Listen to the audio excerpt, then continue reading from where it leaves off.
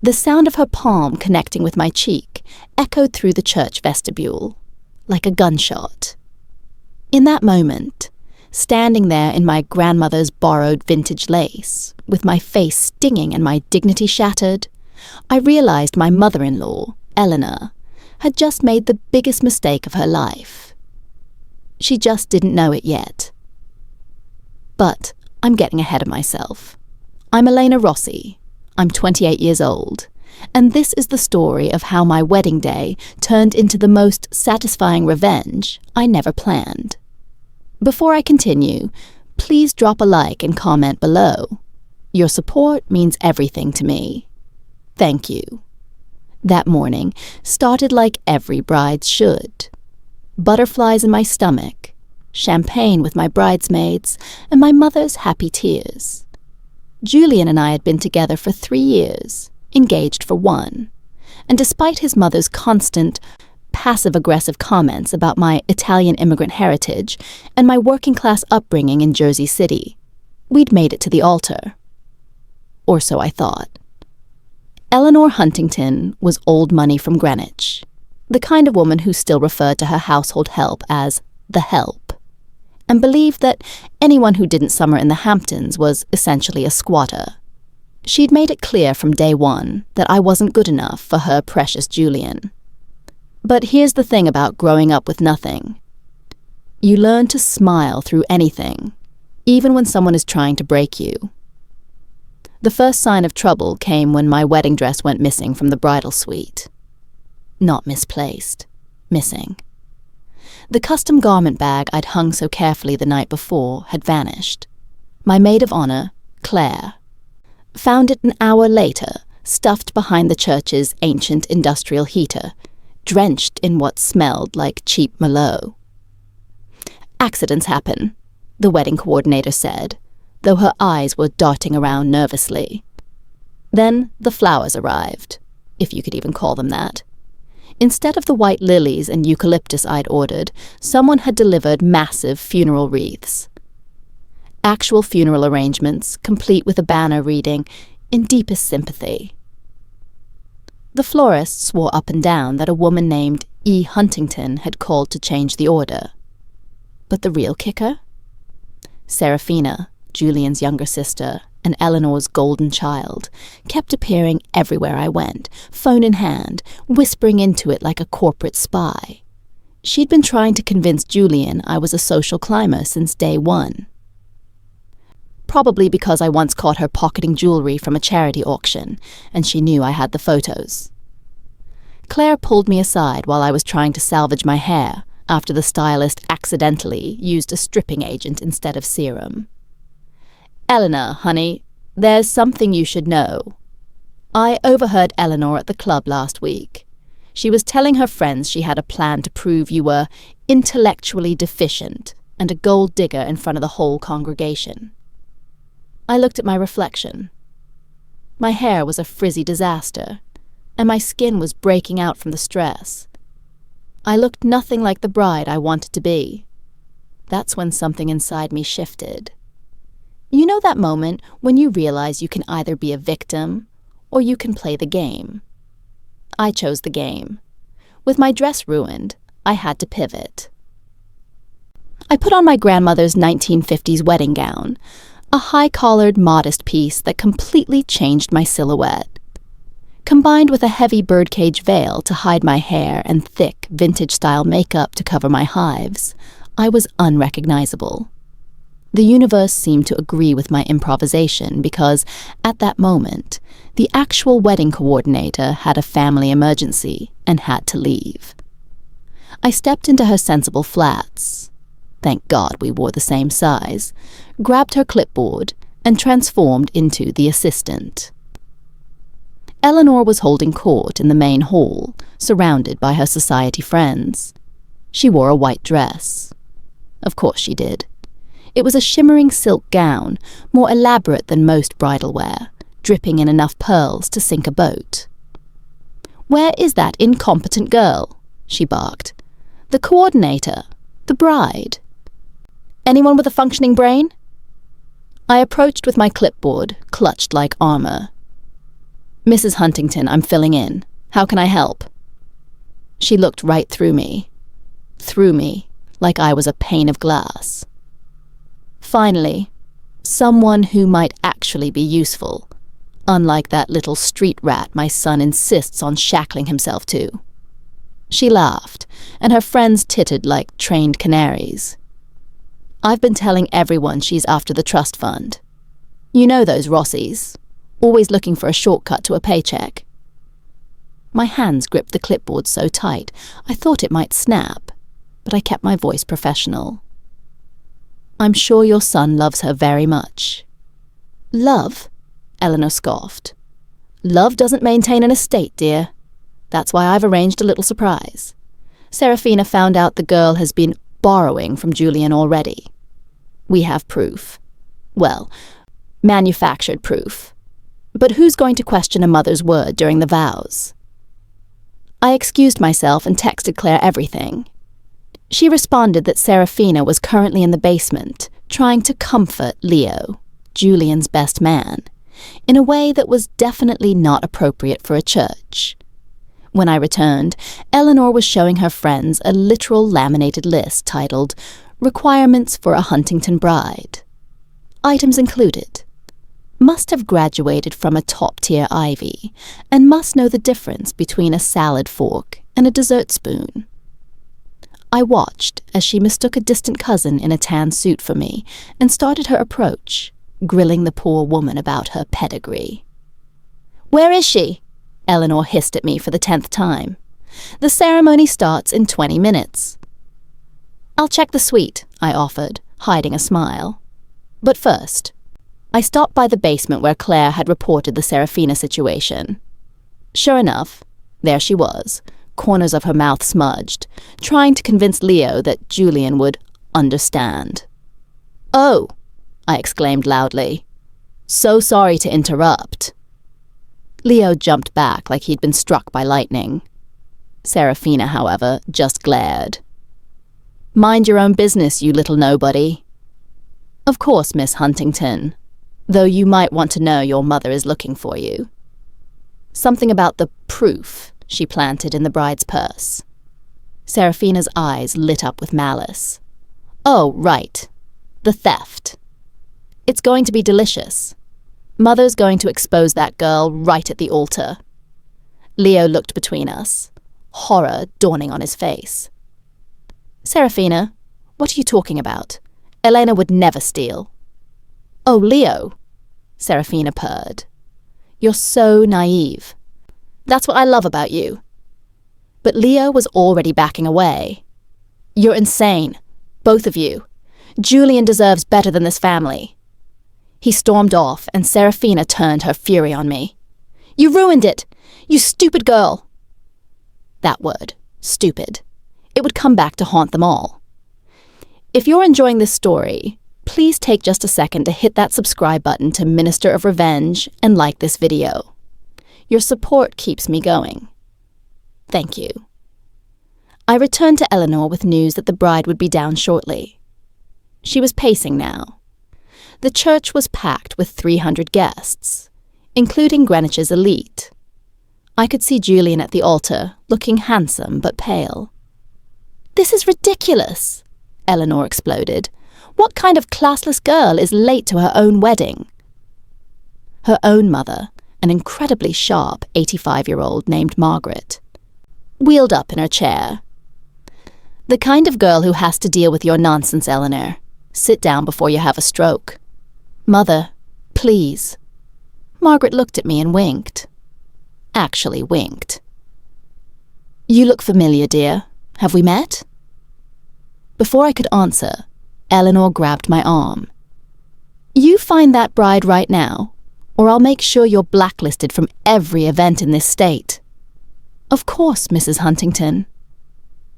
I headed back to the suite, where Claire was waiting with a receipt she'd found in Eleanor's discarded clutch. It was a receipt for the funeral flowers, the wine, and a service fee paid to the stylist. All paid for with Eleanor's personal credit card. "We're keeping this," I said. "Evidence." "5 minutes to the processional," someone called. It was showtime. I stayed in my disguise as the ceremony began, standing at the back. Eleanor was in the front row, her white dress gleaming. Serafina sat beside her, vibrating with glee. The music started, the bridesmaids walked, and then came the moment, the bride's entrance. Except I wasn't walking. Eleanor turned around, scanning the back of the church. She saw me standing there with my clipboard. She marched up the aisle toward me, her face purple. "Where is she?"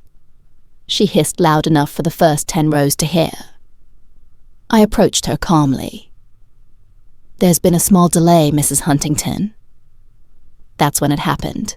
She lost all control and slapped me across the face hard. The crack echoed like a gunshot. "You incompetent fool! You had one job, to get that gold digger down this aisle so I could expose her." The entire church gasped. The organist stopped. And that's when Julian's voice cut through the air like ice. "Mother, what did you just do?" He was at the altar, but he'd seen everything. The high-gain microphone on his lapel, meant for the wedding video, had picked up every word and broadcast it through the church's surround sound system. Eleanor turned, her face shifting from rage to confusion. "Julian, darling, I was just disciplining the staff. This girl is completely useless. She can't even find your bride." "Mother," Julian said, walking down with slow, deliberate steps. "I'd like you to meet someone." He reached for my hand. I pulled off the birdcage veil and wiped away the heavy makeup. "Mother, meet my bride, the woman you just assaulted, the woman you've been plotting against all morning." Eleanor's face went from purple to ghost white. Behind her, Serafina looked like she'd been struck by lightning. But, Eleanor stammered. "Oh, there's more," Julian continued. "Leo just told me about Serafina's little basement encounter. And Claire found the receipts for the flowers and the dress." Margaret wheeled herself forward. "I told you, Eleanor, 40 years ago when you married my son. Money doesn't buy class. But you never listened." Every guest heard everything. The Huntington Board of Directors was in attendance. The local news anchor was in row 10. Eleanor's social standing didn't just crack. It evaporated. I finally spoke, my cheek stinging but my voice steady. "You tried to destroy my wedding because I didn't fit your pedigree. But here's what you didn't count on. This family chose me, Mrs. Huntington. The question is, what are they going to choose about you?" Julian's father, Alistair, stood up. He'd been silent for years, but the look on his face was final. "Eleanor, we are leaving. Now." "Alistair, darling, I understand perfectly," he said. "You assaulted our daughter-in-law in a house of God in front of 300 witnesses. We are done." The wedding videographer gave me a thumbs up. He had it all. 300 witnesses, Julian repeated. "Eleanor, you plan to humiliate people publicly? Well, the spotlight is all yours now." Serafina tried one last, desperate move. "She's still a thief. Check her purse." "You mean the fake evidence you told me about while trying to seduce me in the coat closet?" Leo's voice rang out from the groomsmen. The collective gasp from the congregation was deafening. Claire stepped forward, holding up her phone. "I have a recording of you admitting to the plant, Serafina. Those closet doors are remarkably thin." Julian looked at his sister with pure disgust. "Alistair, the divorce papers will be on her desk Monday morning." The announcement sent shockwaves. Eleanor Huntington, Queen of Greenwich, was being divorced publicly and humiliatingly. "Mother, you're banned from the reception," Julian said quietly. "You're banned from our lives until you can prove you've changed. And Serafina, same goes for you." Eleanor screamed in rage as they were escorted out by 2 ushers who clearly enjoyed the task. As she passed me, she hissed, "This isn't over." "Oh, but it is," Margaret called out. "By the way, Eleanor, remember that family trust, the one I control? I'm feeling very generous toward my new granddaughter-in-law. You, on the other hand, are cut off." With the toxic duo gone, the atmosphere transformed. It was like a weight had been lifted. Alistair straightened his tie. "Well, that was overdue. Reverend, I believe we have a wedding to conduct." I changed into a simple silk slip dress Claire had as a backup. As I walked down the aisle for real, I saw faces I'd never noticed. Relatives Eleanor had deemed too common to invite. They were all beaming at me. When I reached Julian, he cupped my face. "I'm so sorry." "Don't be," I whispered. "You just gave me the best wedding gift ever. Freedom." The reception was perfect. No string quartet. We had a DJ playing classic rock. No pretentious French cuisine. We had a local Italian feast. Margaret took the mic for the toast. 40 years ago, Eleanor married my son for the name. She built a prison of propriety and locked him inside. But today, my grandson broke free. Today, we learned that money without love is just paper. Worthless. Lonely paper. The video of the slap had 2 million views by the time we cut the cake. The comments were gold.